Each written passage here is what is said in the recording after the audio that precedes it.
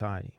Now, I think most people today, and let's just be completely honest here, are less educated. And I don't mean in the sense of schools, right?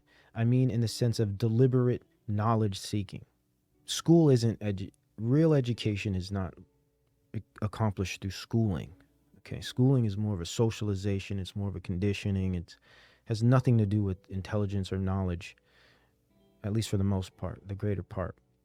But most people today are educated in a compulsory sense, but they lack the motives and the deliberate nature of knowledge seeking. So when you have a population that doesn't really respect the mere concept of learning for the sake of learning, you have a population that relies on gut feelings, intuition, and intuition of an ignorant population is not necessarily trustworthy intuition. I believe intuition can definitely be useful, but when a population is vastly ignorant, that intuition is not a good source of anything.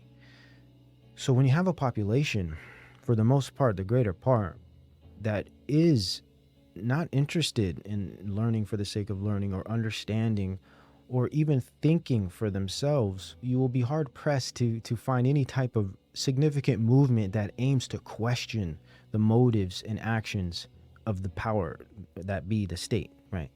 So that's why we don't see people questioning all of this technicism and this idea of industrialism and scientific experimentation, but also their worldviews have been transformed over time as well, right?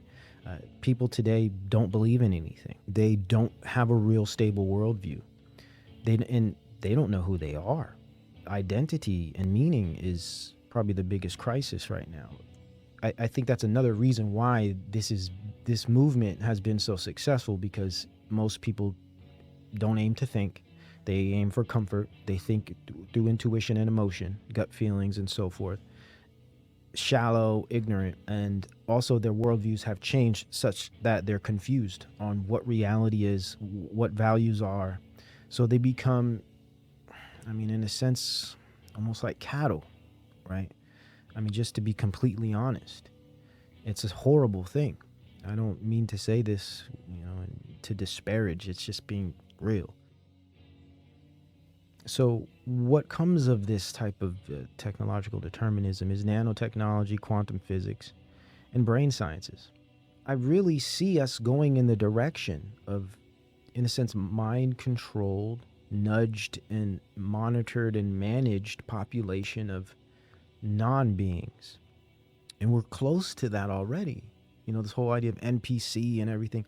People don't think for themselves, man. You give them the right foods and sugars and dopamine hits and products, and they just do what you say. And it's, say, let's go back to the Gilded Age, the late 19th century, up until the Progressive Era, up until the 40s. This is a very significant period historically, because this is when we had Woodrow Wilson, we had FDR, and we had the whole New Deal and everything. And of course, we had the 2 world wars. So this time completely, and of course the Fed and everything, this time completely restructured what America ever was to begin with. And it shaped the future to come, culturally and especially technologically. Not only through actual technique and actual development of technology, but the mind state, the philosophy of technicism, this idea of industry and experimentation coming together through the backing of the state, such that they create the future. It's a deterministic future, and a culture was created out of that. Culture of materialism through positivism, the scientific method. If it's sensory based, man is a mere element of the universe, right? Everything is equal. Man's not special in any sense. You hear this all the time in everything today. And it's this very scientific view that we're just part of the world. We don't have a special position. We're just another piece of material like anything else. Like this material universalism, all things are equal. And behaviorism is basically man is machine, like object. a machine-like object, automatisms and instincts, right? Everything. He's like a computer. This is where cybernetics came directly out of behaviorism and this idea of man as machine. And when you realize that they don't see us as a special entity or a special species that's God created and created in the image of God, you realize, well, if we're just like a rock, if we're just like a bird, if we're just like a tree, then why not be a computer? Well, at least most people that I've heard speak on the issue seem to have this position that states, we already do this right now with our cell phones. There's already records of everything we do online through cookies and so forth. There's already a record of everything we do on social media, what websites we visit, etc. There's already GPS, which is documented by Central Intelligence and the government, geolocation. And we already have applications that house all of our credentials, that we, like our banking information, that has replaced our wallets.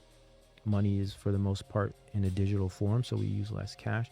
So this is the position. On driver's license information, a lot of this stuff is through application or online in different ways. Insurance cards are digital now. So what a lot of people say, they say this, and they're like, look, so this is no different. That's the scary part.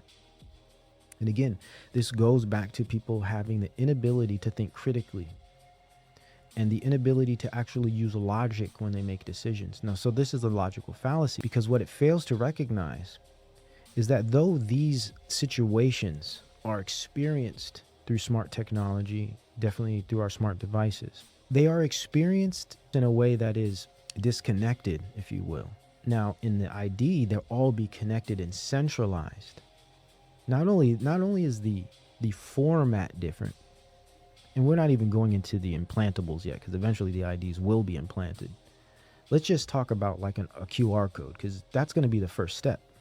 Now everything's centralized. Everything's interconnected and integrated into my QR code. It's the same thing, right?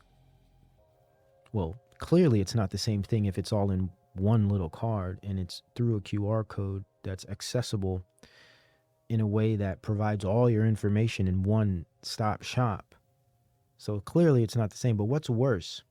Well, maybe they don't realize that these IDs are going to be working on a different in a different environment. It's going to be on blockchain, right?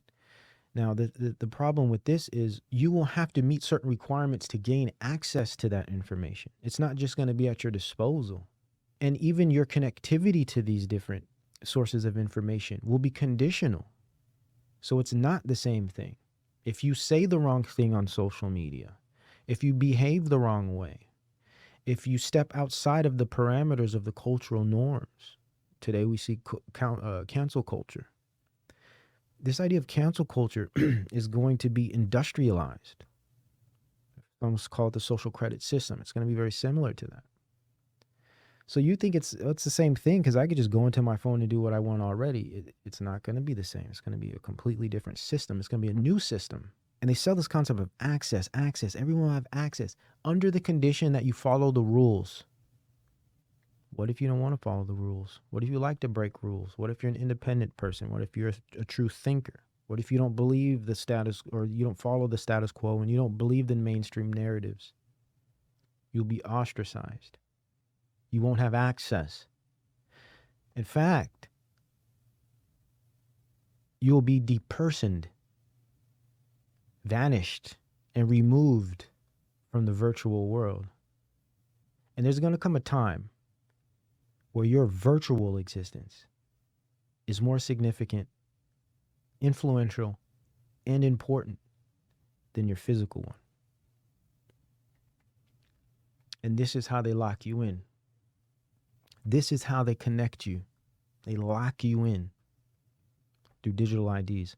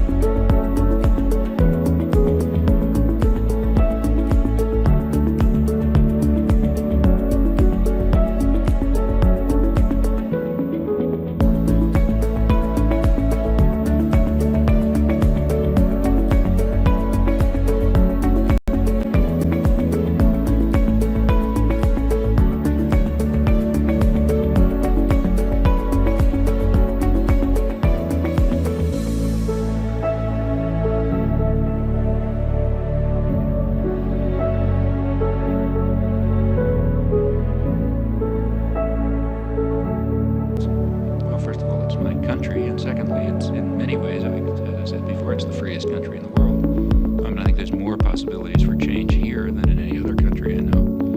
But again, comparatively speaking, it's the country where the state is probably most restricted. But isn't that what you should be looking at comparatively rather than in absolute terms? But you don't create that impression. Well, maybe I don't give the impression. I certainly say it often enough. What I've said over and over again, and I've been saying it all tonight, I've written a million times, is that the United States is a very free society.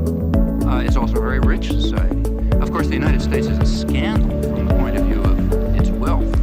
I mean, given the natural advantages that the United States has in terms of resources and lack of enemies and so on, the United States should have a level of health and welfare and so on that's, a order of magnitude beyond anybody else in the world.